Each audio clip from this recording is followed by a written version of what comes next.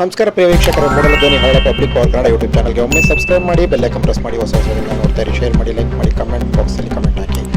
ಮಲೆ ಮಹದೇಶ್ವರ ಬೆಟ್ಟದಿಂದ ಮೈಸೂರು ಕಡೆಗೆ ಬರುತ್ತಿದ್ದಂತಹ ಮೈಸೂರು ವಿಭಾಗದ KSRTC ಸಾರಿಗೆ ಬಸ್ಸೊಂದು ಪೊನ್ನಾಚಿ ತಿರುವಿನಲ್ಲಿ ಎದುರುಗಡೆ ಬಂದಂತಹ ಒಂದು ಬೈಕ್ ಮುಂದೆ ಎದುರಿಗೆ ಆದಂತಹ ಘಟನೆಯಲ್ಲಿ ಅಪಘಾತದಲ್ಲಿ KSRTC ಬಸ್ ಪಲ್ಟಿ ಹೊಡೆದಿದೆ. ಹಾಗಾಗಿ ಸುಮಾರು 30ಕ್ಕೂ ಹೆಚ್ಚು ಜನರ ಪ್ರಯಾಣಿಕರಿಗೆ ತೀವ್ರ ಗಾಯಗಳಾಗಿದೆ. ಅವರನ್ನು KRS ಮೈಸೂರಿನ ಆಸ್ಪತ್ರೆಗಳಿಗೆ ಸಾಗಿಸಲಾಗಿದೆ. ಮತ್ತು ಇಲ್ಲಿನ ಮಹಿಳಾ ನಿರ್ವಾಹಕಿ ಕೂಡ ಇದರಲ್ಲಿ ಕಾರ್ಯನಿರ್ವಹಿಸುತ್ತಿದ್ದರು ಅಂತ ಹೇಳಲಾಗ್ತಾ ಇದೆ. ಚಾಲಕ ಸೇರಿದಂತೆ ಮಹಿಳಾ ನಿರ್ವಾಹಕಿ ಸೇರಿದಂತೆ ಸಣ್ಣ ಪುಟ್ಟ ಗಾಯಗಳಾಗಿದೆ ಅಂತ ಹೇಳಲಾಗ್ತಿದೆ.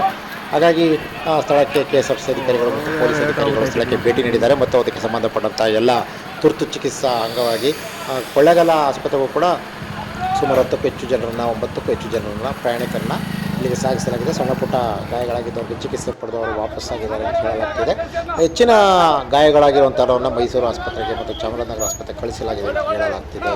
ಸುಮಾರು 30ಕ್ಕೂ ಹೆಚ್ಚು ಜನರು ಪ್ರಯಾಣಿಕರಿಗೆ ತೀವ್ರ ಗಾಯಗಳಾಗಿದೆ. ಈ ಘಟನೆ ಶುಕ್ರವಾರ ಮಧ್ಯಾಹ್ನ ನಡೆದಿದೆ ಎನ್ನಲಾಗಿದೆ.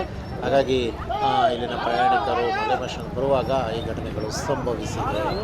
ಬಸ್ಸಿನಲ್ಲಿ ಏನು ಸಮಸ್ಯೆಗಳಾಗಿದೆ ಮತ್ತು ಪ್ರಯಾಣಿಕರಿಗೆ ಏನೇನು ಗಾಯಗಳಾಗಿದೆ ಮತ್ತು ಚಿಕಿತ್ಸೆ ನಂತರ ಮತ್ತು ಅವರು ಮಾಹಿತಿಗಳನ್ನು ಸ್ಥಳಕ್ಕೆ ಭೇಟಿ ನೀಡಿದ ಅಧಿಕಾರಿಗಳು ಸಂಪೂರ್ಣ ತನಿಖೆಯನ್ನು ಕೈಗೊಂಡಿದ್ದಾರೆ ಮತ್ತು ಮಲೆಮಹದೇಶ್ವರ ಬೆಟ್ಟ ಪೊಲೀಸರು ಪ್ರಕರಣ ದಾಖಲಿಸಿಕೊಂಡು ತನಿಖೆ ಕೈಗೊಂಡಿದ್ದಾರೆ. ಮಲೆಮಹದೇಶ್ವರ ಬೆಟ್ಟದಿಂದ ವಿಶೇಷ ಸಾರಿಗೆ ಒಂದು ಜನ ಜಾಸ್ತಿ ಇರ್ತಾರೆ ಭಕ್ತಾದಿಗಳು ಅನ್ನೋ ಅಂಗವಾಗಿ ವಿಶೇಷವಾದ ಸಾರಿಗೆ ಬಸ್ ವ್ಯವಸ್ಥೆಯನ್ನು KSRTC ಮಾಡಿತ್ತು.